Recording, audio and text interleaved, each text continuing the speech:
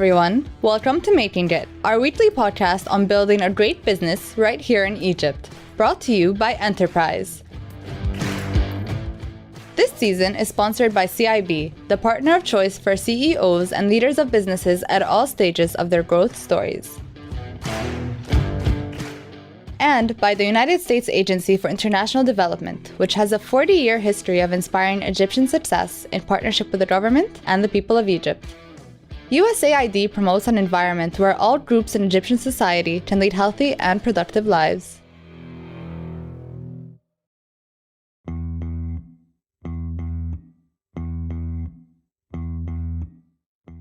It's Thursday night, and you've got that weekly football game with your friends.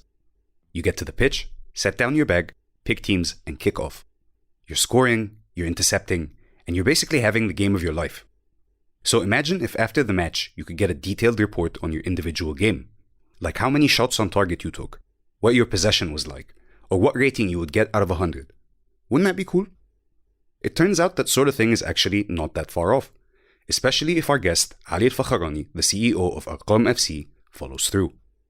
While in school in Boston, Ali attended the sports data conference that got him hooked on the field. A tennis player himself, he started a blog that scrubbed and analyzed data on the Egyptian Premier League, and in 2017, that blog became his company. But it wasn't all sunshine and rainbows, as Ali soon came to learn. Egyptian teams did not see the service as essential, so Ali looked to the outside. A chance encounter on Twitter put Ali in touch with Statsbomb, a young UK-based company doing the exact same thing Ali was doing.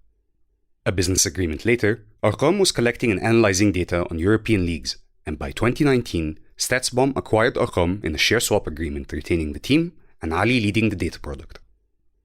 With Arqam under its wing, Statsbomb grew into a global player that analyzes 70 football leagues and over 600 games a week from around the world, with some of Europe's fiercest competitors as its customers, including teams from the English Premier League and Germany's Bundesliga.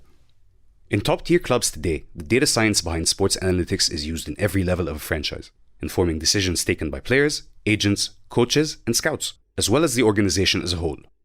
It's even used to optimize seating, parking, and create dynamic pricing for tickets at sporting venues. We explore the lesser-known industry of sports data and the impact of data-driven decisions on the business of sports, and Ali walks us through what it took to build a company in the most niche industry we've yet to host on our show. Here's Ali speaking to Shem, our executive editor and co-host of Making It. Let's start كده with the most important question everyone asks بقى. انت أهلاوي ولا زملكاوي؟ I hope my grandparents and my father isn't listening to this because I'm a former Ahlawi. Apostate. Yeah, exactly. ارتديت ليه؟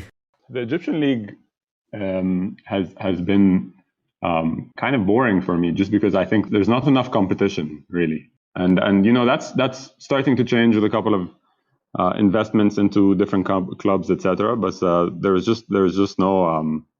But it's always been the case, you know. It's just one of those tribal things. It is. طب لو أنت مش أهلاوي أنت إيه بقى؟ I'm a big Arsenal fan, unfortunately. I am an Arsenal fan, unfortunately, too. So I guess my first question is why? Yeah, no, that's a great question. Many years, over the course of many disappointing years, I ask myself why. I don't have an answer yet. The answer I give at dinner parties is I saw on replay in the Euros in 2000 and kind of really liked him. Hey, Adi, right? It's Audrey. Like he hustled us. He hustled us, yeah. But I don't know that it's one of those memories where you're not sure you actually had it because it was so long ago. Yeah, and you're just like, yeah. And how long have you been a fan of Arsenal? 02 maybe. Okay. So yeah. Where did you stand in the Wenger out, Wenger in debate? Oh no, definitely a big Wenger fan. Definitely a big. You were Wenger in? Yeah. Keep him around as long as he wants, man. معقولة? With everything? Yeah, I think. You're worse than me, man. I thought I was bad. Yeah, look, I still supported the team. You supported. He definitely needed to modernize. Like, definitely football had moved past him to a degree. Some of the fitness stuff and some of the tactical stuff. But he had a lot of goodwill, you know, in the bank for me. And the thing I always talk about with coaches is like, you're not sure the replacement is going to be better.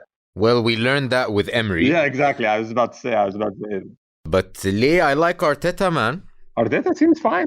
He seems fine. It's too early to tell from like data. But point what of a view. beginning, though, right? Like you win the FA. I read it somewhere that he did in 6 months what Spurs failed to do in like 12, 13 years, yeah, which is win a trophy, yeah, in 6 months, Yeah. يعني عارف. No, it's been a promising start. So me and two of my three co-founders are Arsenal fans, and so it's they're now trash talking in WhatsApp groups, and I'm already uneasy.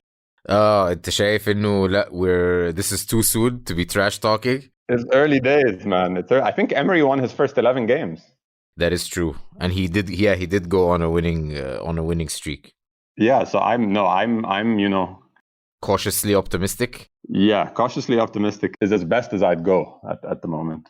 But I am too. But I won't hesitate to talk shit any chance I get at it. I think that's their approach as well. They're just like they've been because you never know when you're gonna get this chance again. You know what I mean? Exactly. So they're like texting our Liverpool friends, and I'm like, guys, these guys are the champs. Like you don't mess with that. And yeah.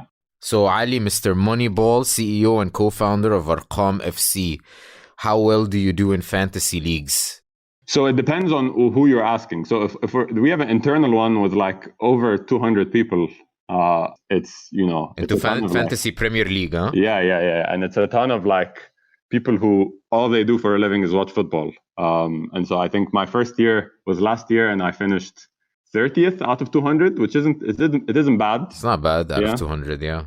So who are these employees, these 29 employees that know the data so well, like off the back of their hand? Well, so it's a lot of them are like data entry analysts, like data collectors, whose job it literally is to watch the games, and so they seem more in touch than I am, which makes sense, obviously. Do you get respect points as well with that? Yeah, CEO? Definitely. Oh, it's competitive, man. It's competitive. We do.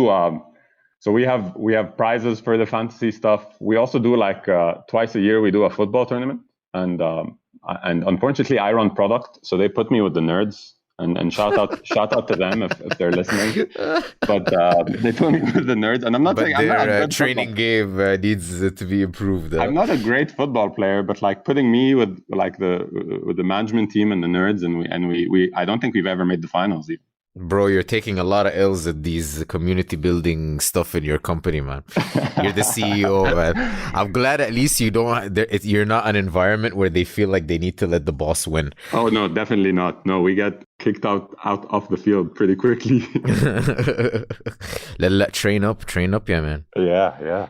So tell us about the origins of Arqam FC, because this is such a niche profession. The idea kind of started in my head when I was in college. I was a pretty good tennis player growing up, under 16 in Egypt, like semi-pro, considered even not going to college and trying to tour for a year, but my dad talked me out of it. And then in college, I was at Northeastern in Boston studying finance and entrepreneurship. And in my third year, MIT hold a conference every year called Sloan Sports Conference, and it talks about the use of big data in sports. And that same semester, I took a class called The Economics of Arts and Sports, and it talked about all these like funky industries where all the economic rules were kind of thrown out, and they were like a lot of weird pricing stuff and a lot of like cultural industries, right? Like and how hard it is to be like pricing art and pricing sports and that kind of stuff. We actually delve deep into that in like the TAM episode from season 1. You should check it out. We talk about how do you price art. But sports is a little more clear cut, right? Yeah, it's TV mostly. It's driven by TV. It is easier to understand like the financial side of it, but I do think culturally we don't think of it as a business. Maybe in Egypt, but I think sports has kind of evolved into like such a big, multifaceted industry. You have everything from like the media that covers it, the advertising and the gear and merchandising. You have the video games. Sure, yeah. FIFA, all of that. Yeah. Like the synergies with other industries is insane. I agree completely. But I think that's been a transition globally even over the last, let's say, 20 years, right? And so I think it was my first that class in college was my first eye opener. Like, hey, this is actually a pretty serious industry, and like a lot of people with very serious degrees work in it, and it is its own career path. And then Sloan was great at the conference at MIT because it's so multi-sport. So I went home from that conference and taught myself how to code, and I started this little blog called Statsbomb at the time, and I started just building models to predict the Egyptian Premier League. You wanted to see if you can do it? Just because I was interested in learning how to code, and yeah. Did you actually predict the Egyptian Premier League results? One of our early breaks was I wrote an article in October of 2015 claiming that the Zamalek would win the league, and they hadn't done so in 13 years, I believe. And it was 4 games into the season. And so it was a pretty early call that I got correct. Billy Bean over here. Probably mostly luck, but it did help us. I think it caused a little bit of a buzz, and I got to meet a couple of people working in actual industry off that article. Some interesting messages from a couple of people, including a company that worked with a couple of coaches, that had shown them some of my work, and they were interested to talk. So what exactly are the products and services that you provide? Very simply put, we are a sports data company. Our mission is to help drive faster and smarter decision-making in sports to all stakeholders, whether that's a coach, an analyst, a player. We combine data, a ton of technology, and a lot of domain expertise in education. We analyze that data and turn it into metrics and actionable insights. And then we present that data. And we have two main products that we sell. For sophisticated teams, we sell the raw metrics just in the API format. You subscribe to the data and to the coverage. Right. For slightly less sophisticated teams who don't have a ton of engineering capability, we sell a product called IQ. And that's essentially a SaaS business intelligence tool. It is a reporting platform where you can make your own reports and mine the data for insights and ideas. Okay, and we cover 70 leagues. And so let's say you are, you're Arsenal, you're an unnamed club, and you show up and you want to take, let's say, 5 leagues. You want to cover 5 leagues, one of which is the Premier League for your own performance analysis. But let's say you also want to take the Brazilian league because you want to scout them. You guys cover 5 leagues? We cover 70 leagues. 70 leagues? Yeah, 70 leagues. About 600 games a week. It's 24/7. We have 3 shifts, morning, night, and overnight. We are 24/7, almost 365. We cannot control, unfortunately, we can't control, I think last Eid was Champions League final or something, you know what I mean? And is it just football leagues or other sports? No, so actually, that's in the product roadmap. We want to launch a new sport in January. I don't believe you've just been doing football for the moment. We've just been doing football, yeah. How do you collect the data? You said you guys watch the games live? We have a software team that builds tools to help data collectors tag these games. We also have a computer vision department that does a ton of very cool cutting edge stuff about automating some of this data collection and helping us get faster and better quality data. And what do the people do in this operation? So the people, depending on how automated it is, you're either acting as a quality control layer over the computer because, models make mistakes too, robots make mistakes too. Yep. Or you're actually inputting the data yourself. Who's your customer? We sort of split it up into 3 verticals, right? The big one is what we call sort of the professional vertical, which is teams, mostly teams, but also player agencies and anyone really who has skin in the game and making, monetary decisions to do with football transfers and wage bills and scouts and all of that. So yeah, we have 42 clubs on board. We have, around a quarter of the Premier League with us, a ton in the Championship and League One and League Two. We've had success in America and MLS. We've had a couple of pretty cool clients there as well. And then the second vertical is media. Explain that. So think of all these things we've been talking about. They're also interesting for your average fan, right? So whether you're watching via BN or BBC or Sky Sports or ESPN, you're being talked to much more often nowadays in data, right? Whether stats, and they know how to visualize it more in the news and stuff, yeah. Exactly. And this is the thing you see a lot in the space where with clubs and media, it's hey, this is cool, but we don't know how to use it. And so a lot of what we do is customer education, right? We run courses. You can find them on our website, statsbomb.courses.com. There's an intro to analytics course. I think That's super cool. yeah, we run a ton of courses, even for like federations. So we've done some stuff with the English FA. So they pay you guys to teach them how to absorb and analyze these stats. Definitely, because our analysis team are rock stars, right? And in order for the data to sell, you need sophisticated consumers who can, one, integrate, understand how to use the API and the technology side of it, but also just be able to consume data and create reports. Right. And so what's the third vertical? The second is media? So the third vertical is small so far, and it's what we call gaming. So that's fantasy, like you talked about earlier about our fantasy league, right? And so selling data to games, essentially, to fantasy providers, to working with Football Manager and SI Sports Illustrated. So the way we conceptualize ourselves is we're a sports data company, and we want to make any person who cares about what happened on the pitch smarter and better informed. And I could even, I could spend hours talking about how this can even translate to amateur players eventually, right? If we get our costs down to a place where it's tenable to sell to high school coaches and to high school players, suddenly me as Ali, the semi-pro professional tennis player who was 16 and didn't know what he needed to do to improve, suddenly he has a statistical profile. Wow. And he can build off top of that. And it could be, by the way, this is a super serious reading of the company, but there's also like, I played Khomesi, I played five-a-side with my buddies, and I want the number of times I nutmegged them. Well, اديتهم كباري. Oh my God. You collect data for bragging rights? Exactly. Just for shits and giggles, yani. What's your highest revenue generating vertical? Oh, teams, definitely. Okay. Yeah, professional.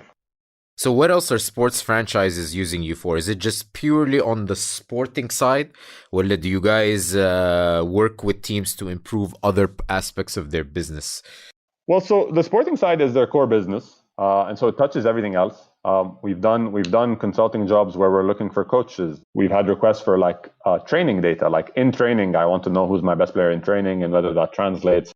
There's a ton of like psychology research about like, playing with fans, and we're seeing this with Corona now. So we've done some interesting stuff. We've even had, there's even some like org design work. The thing you learn very quickly about this industry is there is no set of standard organizational design practices. And so you have sort of the Italian teams and their director of football models, and you have the English teams with direct investment, and some cultures even have coaches are different to managers. We have customers where our client is just the analyst, who's like the grunt, who does a ton of the video work, or our client is the coach, or our client is the director of football, or our client is the owner. And so as an owner, how do I figure out what's the structure here? How do I hire the coach? How do I know if someone's making bad or good decisions? So a project that I am not sure we've announced, but I'll go ahead and talk about anyways, is, for example, we're talking to insurance companies to collect data on player injuries. That's a good idea. Yeah, so Tokyo Marine, who are insurance provider, insurance provider. So we've been talking to them just broadly about figuring out ways to help them augment their data collection with player injury data, and so that's a vertical that's untapped. And insurance is huge for these players. Ronaldo's hamstring is probably better insured than me and your houses combined. Crazy. Yeah, that's true. But it's interesting, man. So everywhere you look, there's a data point that you can harvest, mine, and analyze, and then resell. Do you think this is the economic incentive of just how big sports has become? It's like everyone is spending money on just trying to figure out that tiniest edge. You don't think that's too much money being wasted? Well, it's become that competitive. What we've seen from more sophisticated sports is like the first step is just identifying undervalued players, right? And going and buying them up. And the second step is, if the entire market is smart, that edge is gone. And the next step is, how do I make my bad players better? Okay, I see. Right? Because he's already under contract and I've already spent time coaching him, and it's easier, it's probably cheaper to develop a skill than to buy it, correct? That's true. Who are you actually competing with today? Is it other data analytics company? Is it in-house club analysts? Who is your biggest threat? Yeah, no, it's other companies who do data and analytics. The bigger teams are going to have in-house people. We're building tools for these people. These Okay. people are music to our ears. So they hire you guys to be their in-house analysts, or do they have you build the teams? Yeah, even if they have in-house analysis, it's they build on top of us, right? Okay. It's a platform. You get access to the API and you build a workflow. And some of our clients have some of our bigger clients have like multiple data providers, right? And their analysis, in-house analysis, gets to merge them together and compare and contrast them and that sort of stuff. And one of the interesting things is like, so, clubs in Europe, different structure. The UK is privatized Sure. clubs. Spain is association. I'm curious which league generates your biggest revenue? Definitely, as a country, definitely England, I believe. And do you think their privatized model has something to do with it, or is it just because the Premier League has the biggest broadcast revenue out of all of them? That sounds like a question we were just discussing in our board meeting, to be honest. Really? Yeah, because we haven't had as much success in Italy and Spain, essentially, and it's something we're talking about. Some of it is language. We talked a little about this. Spanish coaches speak Spanish, and they're the best. Spanish and Italian coaches are the best coaches in the world, right? Objectively, even from a data perspective, right? They're like, you have like 60 Spanish coaches across the world. That's ridiculous. And so when you have a strong coaching culture, you can be a little reticent or a little bit skeptical of data in the beginning. I would rank the countries as England is the most data driven. France comes second. I'm ranking obviously the big five here. Right. Germany comes third. I think Italy comes fourth, and then Spain comes last. Making Data is brought to you in association with USAID. For 40 years, the American people, through USAID, have invested over $30 billion to inspire Egyptian success in partnership with the government and the people of Egypt. USAID promotes an environment where all groups in Egyptian society can lead healthy and productive lives. I want to take it back to your growth story, right? Like, so how did you go from attempting to get into a room with Egyptian clubs to actually having the biggest clubs in the world be your clients? We were initially sort of local focused, and that was it was a combination of we didn't know any better, and football is super insular, right? It's hard to sell into. Right, you can't get into a room with the chairman of Al Ahly, مثلا. You really can't. Even abroad as well. This isn't a MENA problem.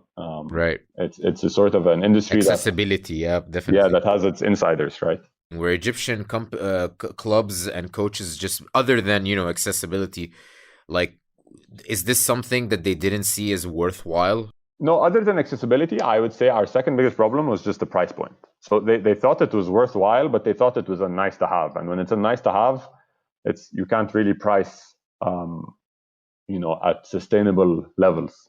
So they didn't see it as essential, you mean? Exactly. Okay. We didn't know it at the time, but our idea of being end-to-end and full value chain and controlling the data was the correct idea. And our data collection center and our data collection know-how was valuable. It's just we couldn't translate that value into real monetary value.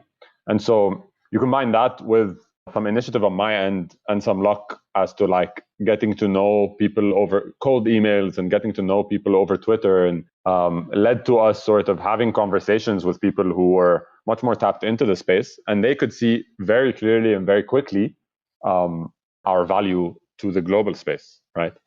And so we started off as a client-supplier relationship with Statsbomb, and it went so well that very quickly they asked for exclusivity, and we ended up ironing out a deal together and merging both companies, or essentially, technically they acquired us, but essentially we're one company. Why did you agree to a buyout? Well, so for me, it wasn't a buyout, right? So we did a share swap. Okay. We have skin in the game on the UK level, and it was just a natural marriage, right? So first of all, we had worked together for 6 months, and culturally we got along quite well. We shared very similar visions as to where we could see this in 5, 10, 15 years. And then on a business level, all the fundamentals made a ton of sense, right? So we have this data collection center that's relatively low cost and has a ton of expertise. Tech and product live between the UK and Egypt. Right. And then sales lives in Europe because that's where the money is. And for us to be able to scale a sales organization in Europe would have, one, cost us a ton of money that we need to fundraise for. We found partners that we thought were the right guys and were going to succeed. And they already had some traction. They were a pretty young company. So they were And they already had an in with the European teams, correct? So off of some of their early employees all worked in football, including Ted, our CEO and founder. And so he had a contact list, and they already had, I believe, Paris Saint-Germain as clients. Okay. They had like 2 clients, one of which was PSG. Give our listeners an idea about what it was like before data science kind of came in. I mean, we haven't taken over everywhere, right? But it's only in the leagues that no one really watches. Like, yeah. I mean, there's still. I'm not going to name names here, just not to piss potential clients off. But there are still some dumb teams out there, man. Yep. And look, I've seen early days. I've seen millions of dollars of transfer budget being spent because a coach of the new team knows the coach of the old team, and he got a good reference point. And like, you shouldn't, as a $1 billion, multi-million-dollar organization, you should not be making decisions worth tens of millions of dollars based on a coach recommendation, right? You need to have better due diligence. That coach. So something I talk about a lot about is the average span of even the best coaches is 4 years. So if you outsource your decision making to them as an organization, your incentives aren't aligned. You're trying to build a team for 15 years, and he knows he's gone within 4 or 5 years, right? You know, and so just on an organizational level, you need to have checks and balances. Something we talk a lot about is like analytics can help you even instead of say yes, say no. What does that mean? So it's an inverse situation where analytics can say, don't buy that player, not who to buy. Right. It doesn't tell you who to buy. It just tells you that's a bad sign. How essential now would you say your service to professional teams in general? Like at this point, can you as any team compete?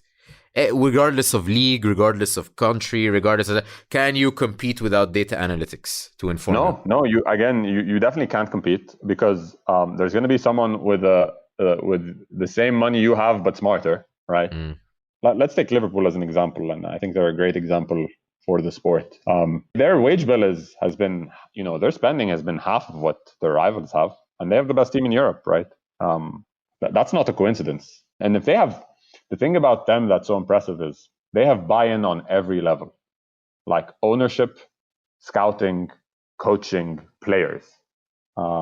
Every single level is bought into, this is the way we do stuff. Right. We're at a point right now where no team can really compete without data analytics.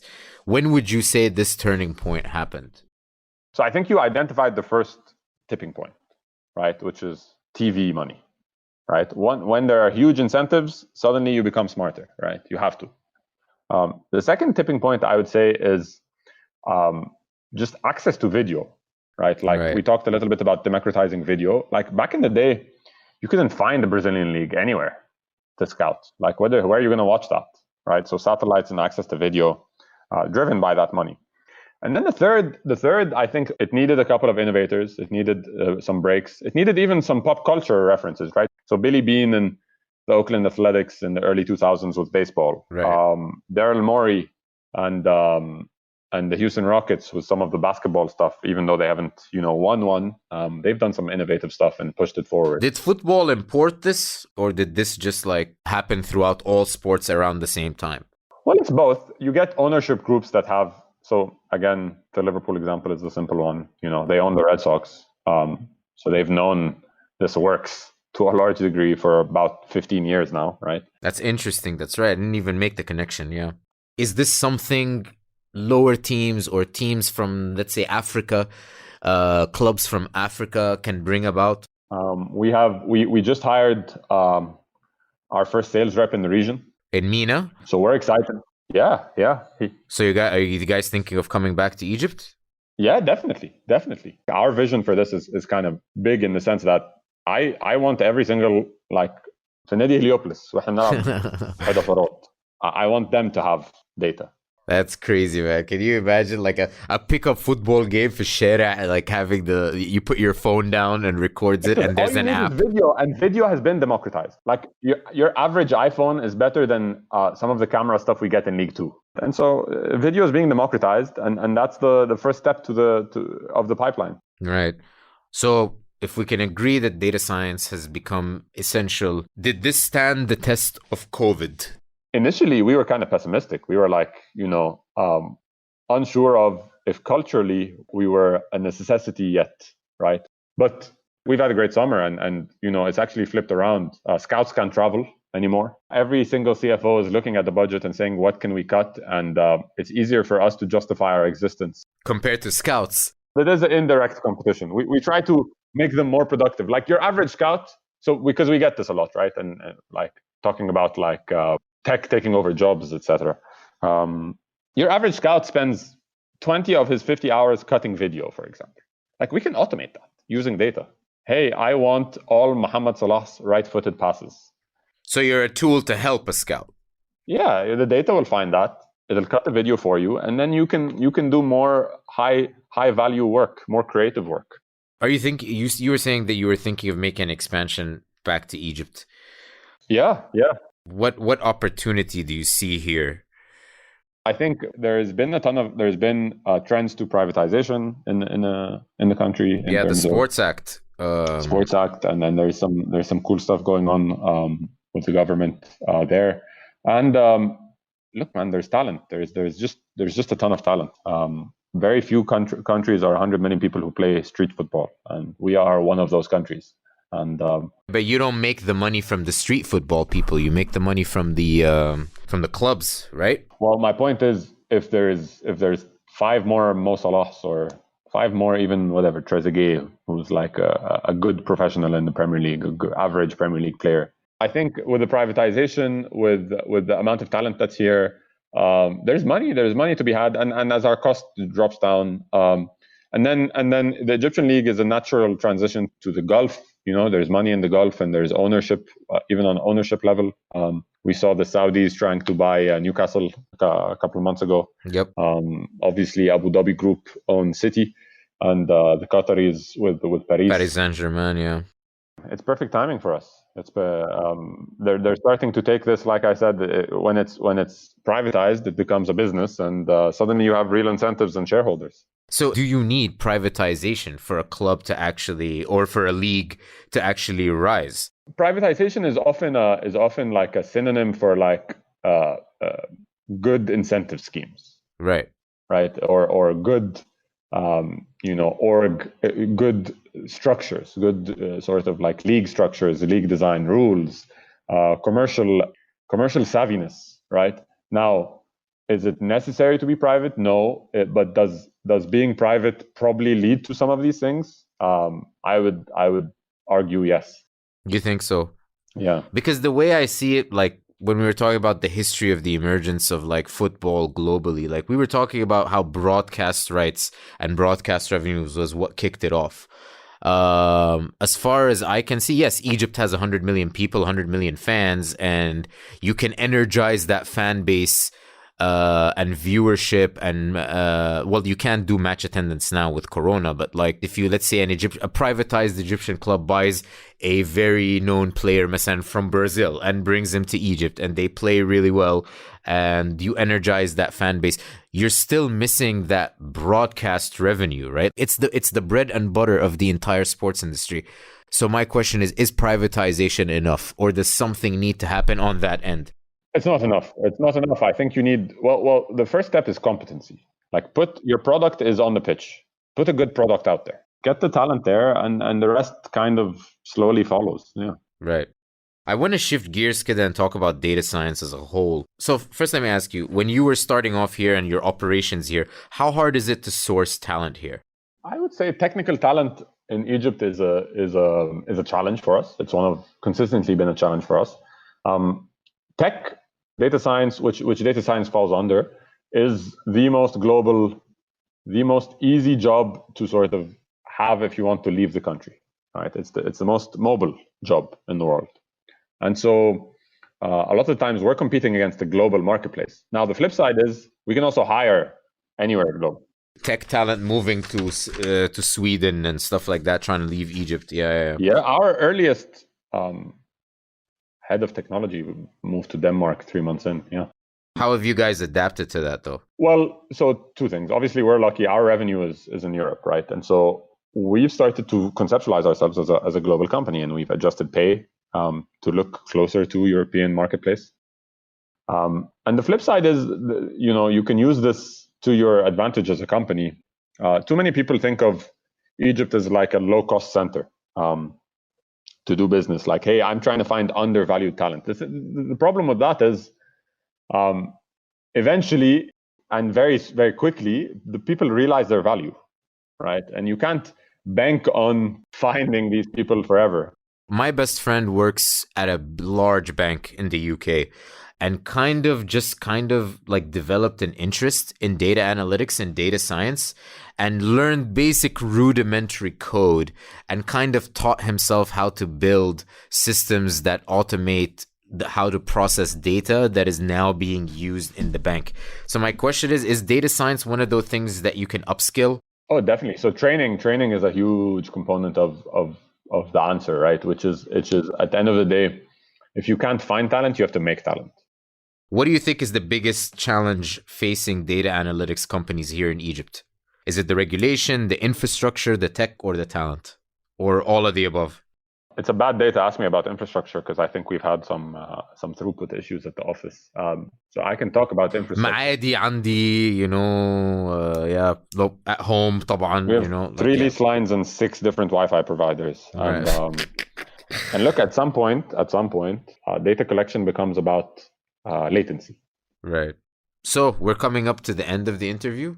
Tell us what's next for Arqam and Statsbomb. Yeah, I think multi-sports is something I'm passionate about. There's a ton you can learn about different sports, and once you become multi-sport, I think your ability to analyze data becomes better, and just contextualize data. Because you look at the different physiological factors of different sports. Yeah. So I was watching the NBA playoffs last night, and I took away a full page of notes about like stuff the commentators say in basketball that we can test in football. Video tools. At the end of the day, the player cares about video, right? You're not going to show a player a spreadsheet or a API or a data table. You're going to show him a video and tell him what you could have done better. And so leveraging our data. So data visualization is developing that is key, huh? Yeah. So we're right now in our development of data visualization, we're still mostly at static images. But once we integrate that with video, I think that's a big step forward. And then continued automation. Automation drives down costs, and it starts to unlock, the prosumer market, the low end market, the Nedi Heliopolis, high schools, middle schools, and suddenly you're everywhere. I wanted to ask you, what data points are coaches now in top leagues neglecting? That's a great question. So something we talk a lot about is set pieces are super undervalued. So the average professional athlete spends like maybe half hour a week on set pieces. So maybe like 2% of their training time is on set pieces. It's going to happen, and you can prepare much better for it. Like Liverpool over the last 3 years, a lot of their success is that first goal is a corner. You know what I mean? Right. And that's definitely super undervalued. One of the joys of this interview for me is that you're clearly someone who loves his job, someone who has one of the few people that have turned something that he did for 7 years as a hobby into a way to make money in the most interesting way possible. Mabruk, hats off to you. Let me ask you this last question. Do you still enjoy football games? Less than I used to, definitely. I watch less football than people think I do. I mean, in the last 12 months, as the generation I grew up with is retiring, like with Messi and Cristiano, and I think those are my last connections to like my childhood and the sport, right? And so I think once those retire, like I think when it's the same with Nadal for me. When Nadal retires, I don't know if I'm going to watch tennis for a bit. مش كده؟ Yeah, and so it's definitely one of those that's your relationship with the sport changes, definitely. All right. Ali, this has been a real pleasure. Thank you so much. Yeah, definitely.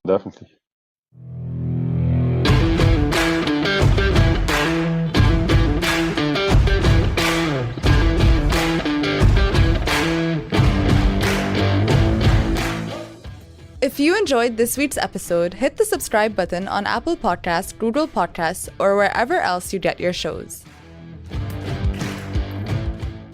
Making It is produced by Enterprise, your morning briefing on business, finance, and economics. Subscribe today for free at EnterpriseAM.official.